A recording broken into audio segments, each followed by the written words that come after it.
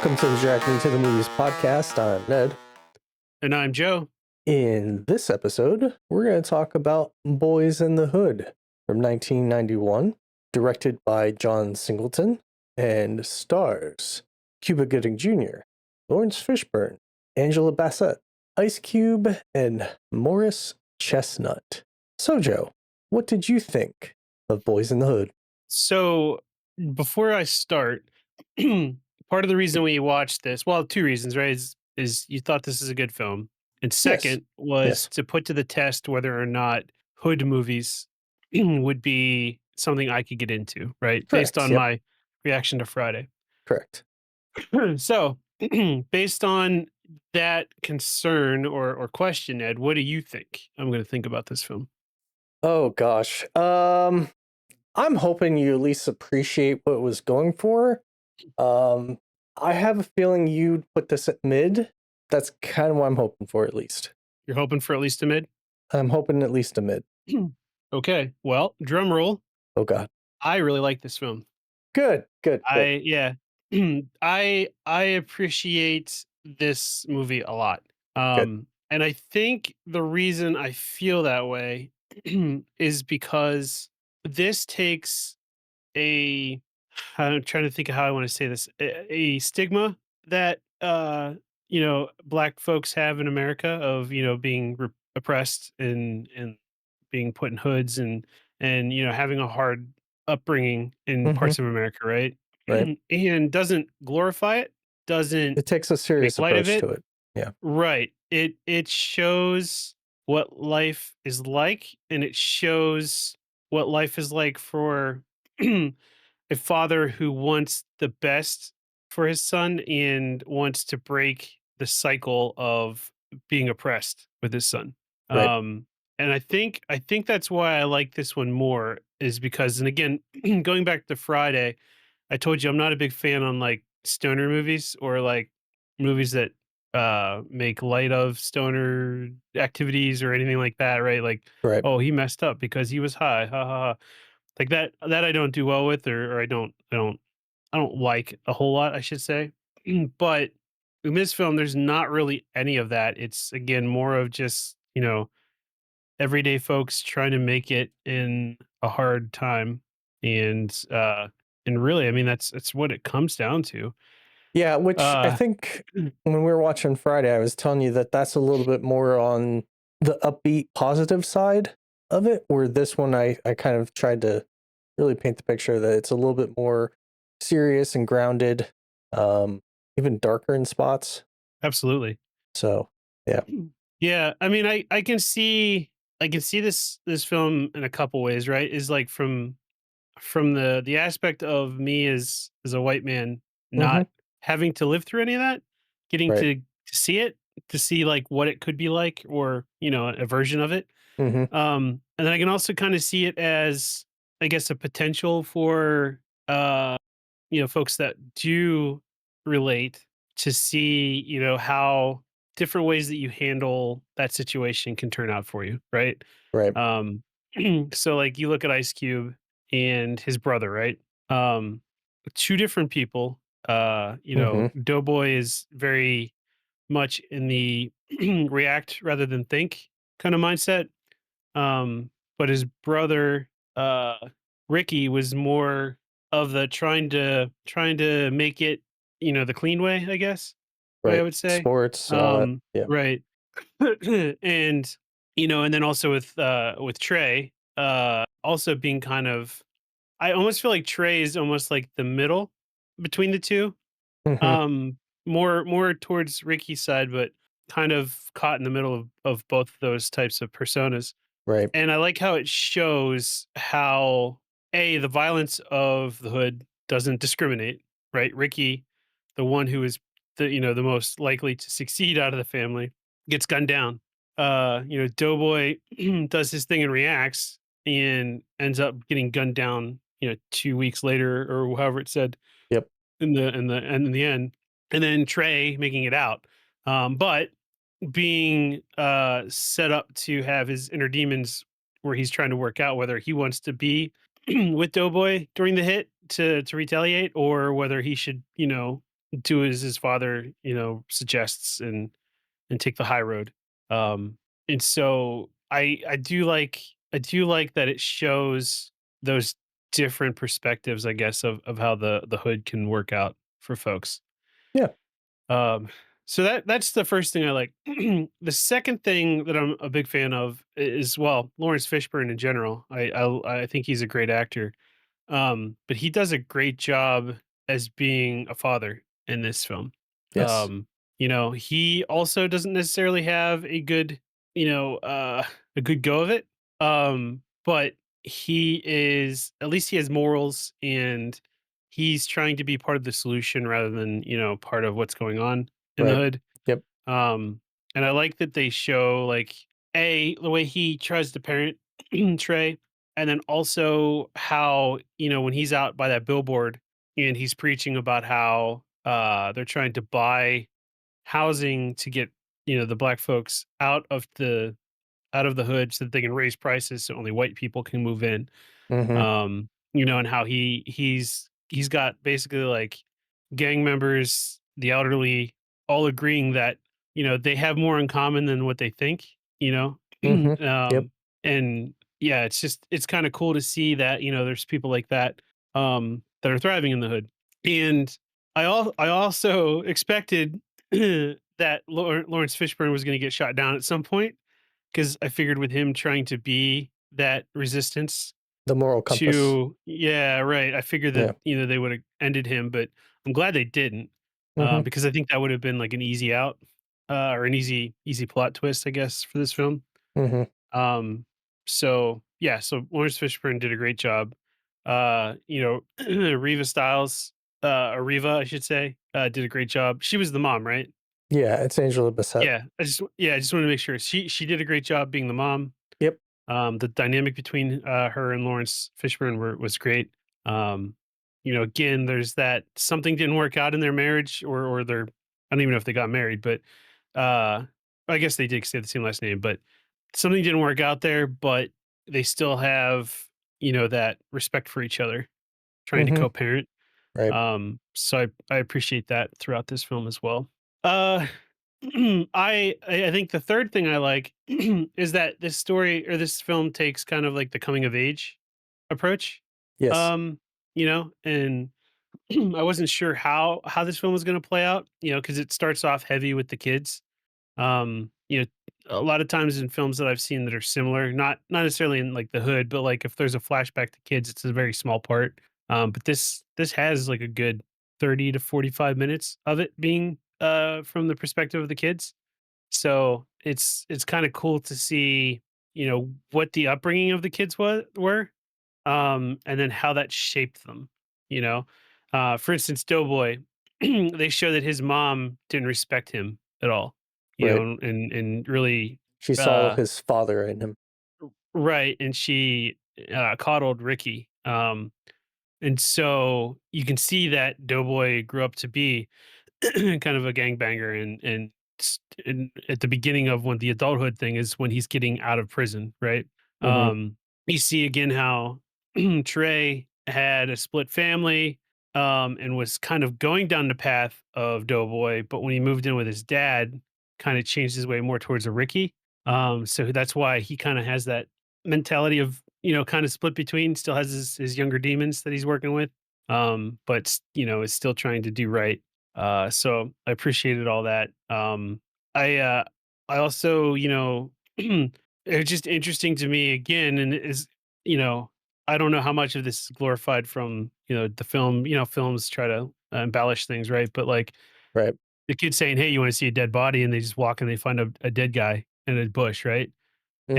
And like the gang members are out there playing, or hanging out, and like they're telling them to get away from the dead body, and steal the kid's football, and like it's just like it's just commonplace.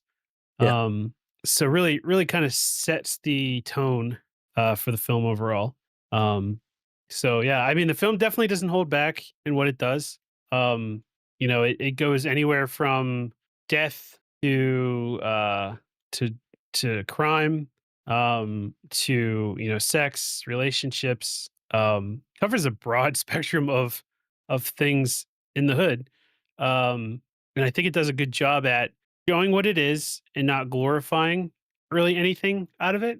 Hmm. Just more of a storytelling, and I really appreciated it for that. Good.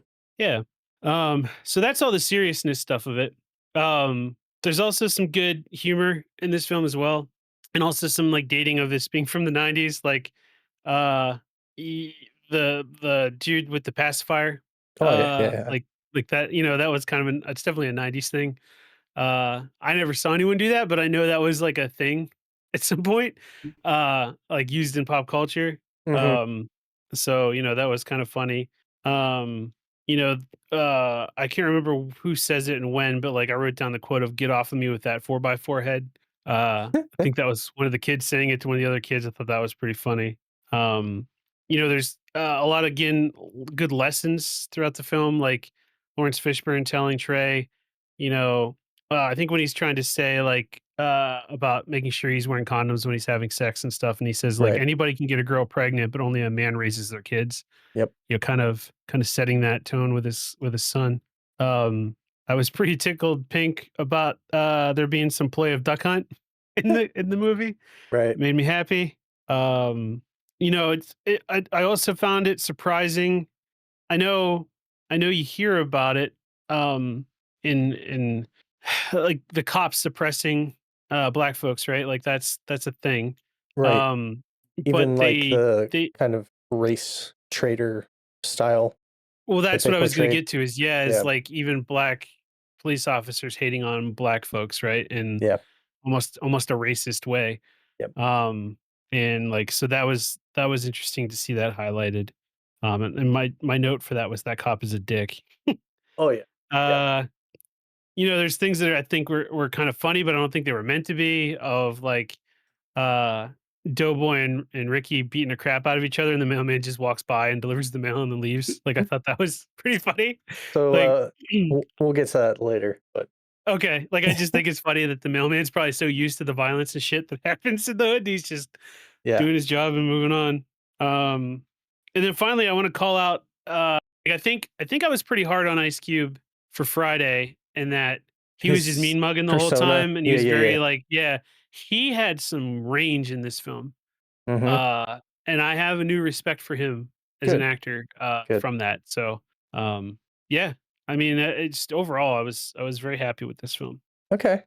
So this movie in particular, like compared to Friday, I definitely think it has more of a character-driven story to it. Not that Friday doesn't have that, but you're a little bit more involved with the characters here, I feel. Would you agree with that? Yes. Yeah, I would totally agree with And do you that. think that's potentially one of the things that won you over with this? Yeah, I think I think for sure. Because yeah, I mean, even in this film, right? Like again, as a white man, like it was watching this film really gave me some insight on like you know you see things on the news all the time of like you know crimes happening and you know like Detroit being you know heavily you know gang and violence and stuff Hmm. and it's easy to write off that that just happens there and that's it, but this really humanizes it, Right. you know? And yeah, through the acting and the storytelling and the character building and stuff, it just does a great job at it. So, yeah, I would agree. That's my long-winded way of saying, yeah, I agree with that statement. Okay. Nice. And it's also like, I mean, I don't know if you know this, but this is essentially Ice Cube's first movie that he did. Like he was in music Oh, videos and stuff before with NWA, mhm. but this was also kind of the point where him and NWA weren't good anymore due to some things, which, um, he was going through his own solo career, and then he did this movie. Um, so this is his first performance, and I think it's a hell of a one. Yeah, it's a standout for sure. Yeah. Nice. So you have anything more to add? No, I think I hit everything, at least as far as, like, what stuck with me. Hmm. Um, so yeah, if there's anything you wanna add, go for it. Yeah. So let's start with the mailman scene. Um, that was technically the director of the movie, playing the Oh, mailman. nice. So John Singleton, uh, he this was actually like his first theatrical film as well. He was 23 around that time, coming out of UCLA. Um, you know, essentially, he had the story he wanted to tell. He lived it, um, and the production company was really trying to get someone else to direct it and just kind of buy the story off him. But he stood his ground and said, "No, I'm going to direct this." I'm glad he did. Yeah. And he liked things to be authentic, which leads into kind of like this was actually shot in South Central LA. Like I think there's only a few scenes that they actually shot elsewhere, which a lot of the audio and stuff had to be dubbed after the fact, because of helicopters flying over, gunshots, sirens, all that stuff that you typically Oh, would wow. have. So in order to get that clean audio, they ended up having to redub a lot of it. They were also dealing with a lot of like, the Bloods and Crips, and gang violence throughout this filming, to the point where Ice Cube was threatened kind of indirectly and stuff like that. So, but I say all that, and yeah, John Singleton, if you're not familiar with him, he's done other movies like Too Fast, Too Furious, um, Baby Boy, Shaft, Four Brothers. Four Brothers is one I really enjoyed. Um, so he's definitely done some good movies. And another aspect of this is he was the youngest person ever nominated for Best Director because of this movie at the Oscars. And he was the Oh, first wow. black filmmaker to receive that nomination. Wow. So yeah, that's ultimately a lot of good things. Unfortunately, he did pass. I don't think it was too long ago. So sad loss, but thanks for your work. Absolutely. Um, so yeah. Additionally, you kind of mentioned the kind of journey that's going on here. Mhm. It definitely has Stand By Me vibes. I can't remember if you've seen that movie. Yeah, from the kid side of it, yeah. Yeah, especially like them finding the dead body. But even Mhm. at the end there, how Doughboy just kind of fades away. That's kind of how Right. Stand By Me ends, and just the journey and path, that this whole movie takes you on, getting familiar with the characters. So, Mhm. That's a good point. um, another aspect of things I thought was kind of interesting is that Cuba Gooding Jr.'s performance in this was a little off to me. Later on in the film, I thought it was fine, but like that first kind of intro where it steps up from the kids to the you know young adults, um, the way he portrays Trey, especially at that like initial intro with the barbecue and how he's like talking to his girl and he's like, I'm just gonna walk over here for a minute, kind of playing like hard to get, and she just walks out. Mhm. I'm just like, who the hell does this? Like, I don't, I just didn't like the character from that initial introduction, Yeah, but he grew on me throughout the movie, obviously. I was gonna say I get that, but it also kind of fits his character in a way, in that he's trying to be a tough ass around the specific people that he's around at the time, Right. you know? Yeah. Yeah. Um, because he's definitely yeah, his personality changes around when he's around certain people. So, Oh yeah. yeah, so I know, but I understand where you're coming from though. That was kind of alarming. Not alarming, but disarming, I should say at first. Yeah. I mean, especially like you look at that scene where, he's essentially stopped by the cops and then he ends up at his girlfriend's place and the frustration and stuff that they show in that scene. Um, Right. Very impactful. Um, so Yeah, yeah. that's fair. So yeah, there's definitely a good bit of range. You also talked about Furious and his performance. Lawrence Fishburne, like typically he does a great thing. Now, one of the things I don't know if you kind of realize this, but Lawrence Fishburne is like 7 years older Mm. than Cuba Gooding Jr. Uh, so, Oh, I didn't know uh, that. yeah, it's a very tight uh, age gap between the two where they did a very good job. Like Lawrence Fishburne to be able to portray a father and have that maturity come across the Mhm. screen. Like, there's very little doubt unless you actually like go and look because I was like, wait, like for my previous watches I've seen of this, I never really observed that, but this time around it's like, wait, something ain't right. And then of Yeah, course that's interesting. the mother of Doughboy and Ricky, she's only 7 years older as well. So she Oh, had a similar challenge to try and portray a mother older, and obviously she had her um, things that she was kind of going for, like pushing Doughboy down and trying to raise Ricky. That she's almost willing to like ride the coattails of his football career and the benefits that that right. offers. So just an interesting observation. Um, Another aspect of this is I don't know if you caught on to it is Regina King's in here, Ice Cube's in here, Nina Long. They reunite later for Friday, Mhm. so you have a few of the same actors crossing those movies. Did you notice that? I didn't. Oh. But yeah, another production kind of thing. This was shot chronologically, which, typically that's not something you see in a lot of movies. They do shoot them out of order and then edit them together.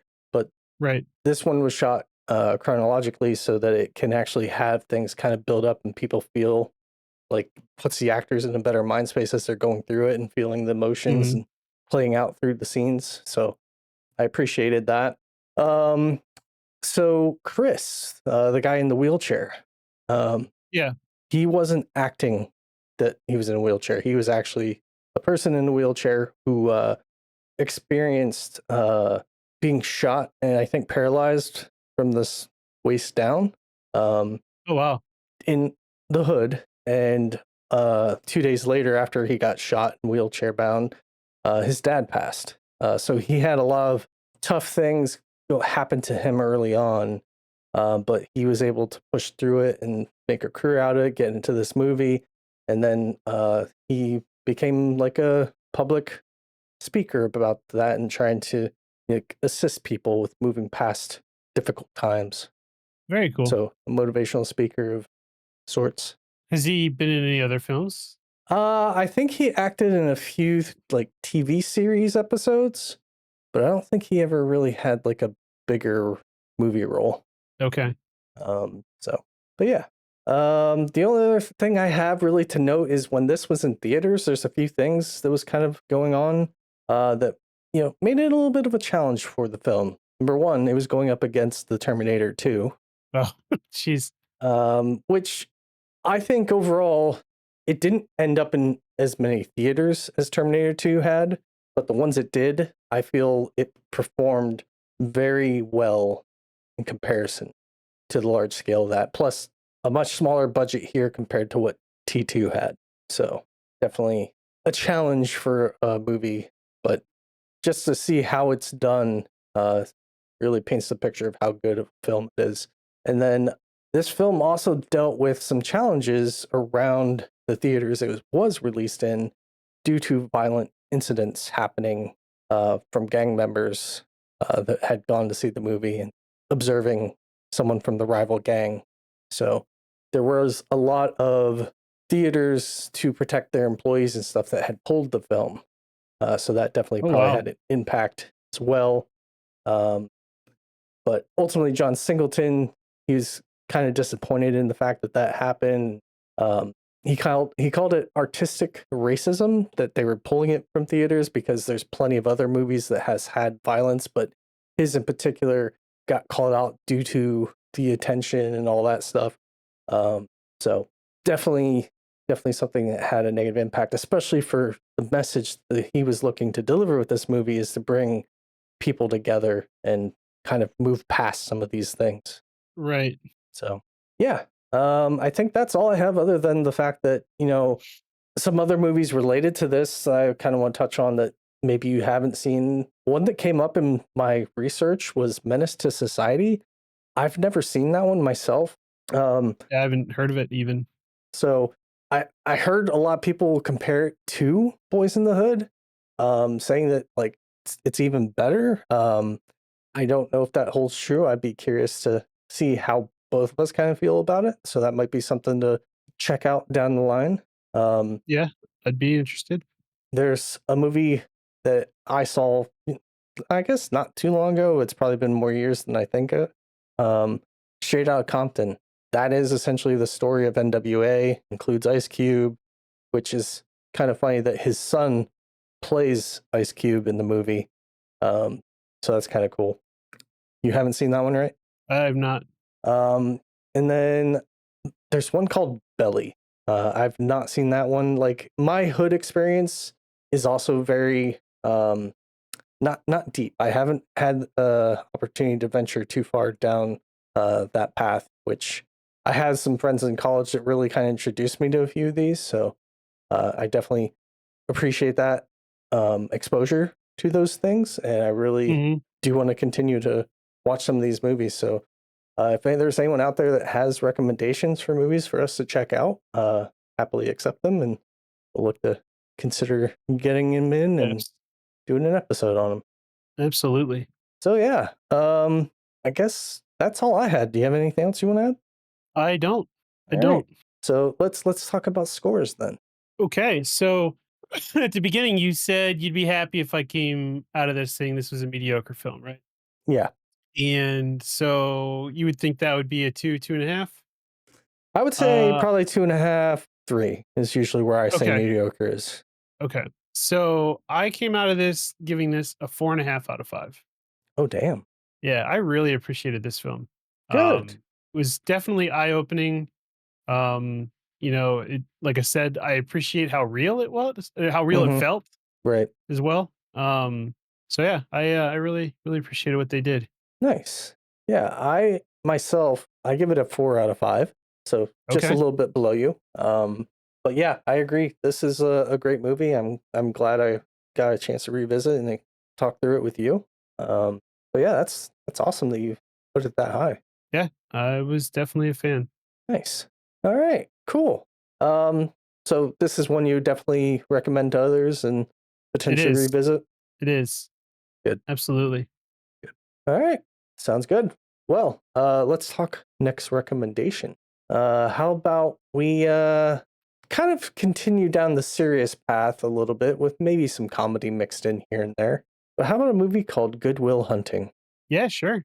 I've heard of it. I don't really know much about it. Okay. You know who's in it? I think is Cuba Gooding Jr. in that? No. No. Okay, then I have no idea. Oh no, wait, Goodwill Hunting, is that with Matt Damon? Yes. Or am I getting And stuff wrong? no, Okay. you got Matt And Damon right. okay. I don't And his remember buddy. Cuban in I can't Ben remember his Affleck. buddy's name. Yeah, Ben Affleck. Yeah. And there's one other that I would really call out. Okay. I don't know. All right. It's Rob Williams. Oh, nice. Yeah. Okay. So we'll revisit that one for me and expose you to it. I think it's going to be a good one that you enjoy, Yeah, I'm excited for especially it. if you enjoyed this one. All right. So, all right. Well, I think that's going to wrap up this episode. Be sure to check us out on Threads and Facebook at To The Movies Pod. Also, we're on YouTube at The Movies Pod. Be sure to stop by if you like everything. Give us a thumbs up, subscribe, ring that bell, and leave a comment. Let us know what you think. Recommend some movies. Let's Absolutely. chat. Come hang But out. yeah. But thanks for joining. Yeah, thanks for dragging me to the hood. No problem, man. You have a good one. Bye, everybody. You too, buddy. Bye-bye.